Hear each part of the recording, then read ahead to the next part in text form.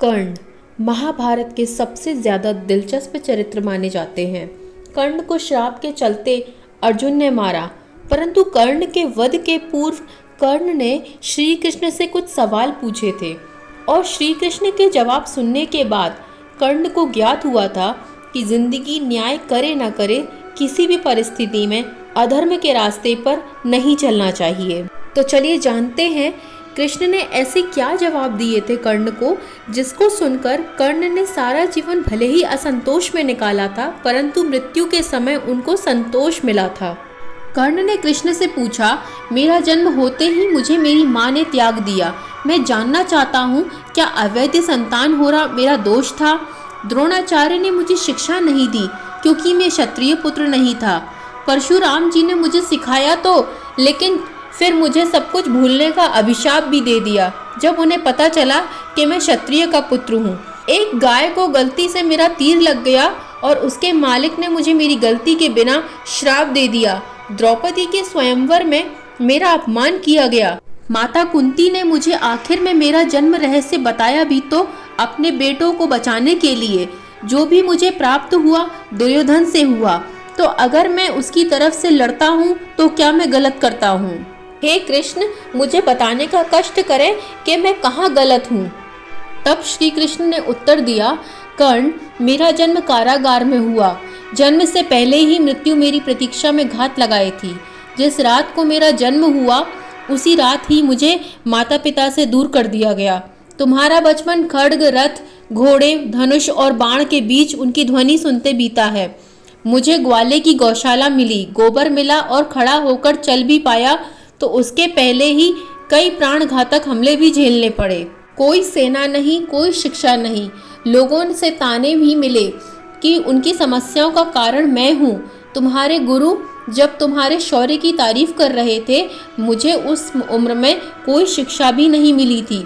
जब मैं 16 वर्ष का हुआ तब कहीं जाकर ऋषि सांदीपन के गुरुकुल पहुंचा।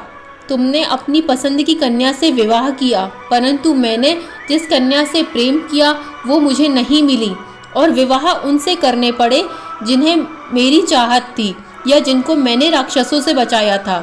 मेरे पूरे समाज को यमुना के किनारे से हटाकर एक दूसरे समुद्र के किनारे बसाना पड़ा, उन्हें जरासंध से बचाने के लिए। रण से पलायन के कारण भी मुझे भीरू और रणछोर भी कहा गया। हे कौन्तेय, अगर दुर्योधन युद्ध जीतता है तो तुम्हें बहुत श्रेय मिलेगा। धर्मराज अगर जीतता है तो मुझे क्या मिलेगा? मुझे केवल युद्ध और युद्ध से निर्माण हुई समस्याओं के लिए दोष दिया जाएगा। हे कर्ण, हमेशा इस बात का स्मरण रखना कि हर किसी को जिंदगी चुनौतियां देती है। जिंदगी किसी के भी साथ न्याय नहीं करती। दुर्योधन ने अन्याय का सामना किया तो युधिष्ठिर ने भी अन्याय को भुगता है। लेकिन सत्य धर्म क्या है यह तुम जानते हो।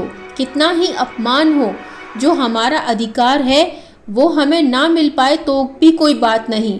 महत्व इस बात का है कि तुम उस समय उस संकट का सामना कैसे करते हो। इसलिए रोना बंद करो कर्ण, और ये जान लो कि जिंदगी न्याय नहीं करती। इसका मतलब यह नहीं कि तुम्हें अधर्म के पथ पर चलने की अनुमति है। कृष्ण का यह जवाब सुनते ही कर्ण को आत्मग्लानि हुई और यह बोध हुआ कि जिंदगी न्याय नहीं करती। किसी भी परिस्थिति में अधर्म के रास्ते पर हमें नहीं चलना चाहिए। भगवत गीता में यह स्पष्ट रूप से भगवान श्री कृष्ण ने कहा है कि लक्ष्य महत्वपूर्ण है, ना कि वहां पहुंचने का रास्ता। महाभारत में भगवान कृष्ण का पहला लक्ष्य धर्म की रक्षा करना और अधर्म का नाश करना था।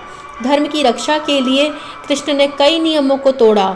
कर्ण की हत्या भी इसका सबसे बड़ा उदाहरण है। कोई भी कृष्ण के कर्ण को मारने का सही जवाब नहीं दे सकता है, लेकिन जो अधर्म के रास्ते पर चलेगा उसका सर्वनाश निश्चित है।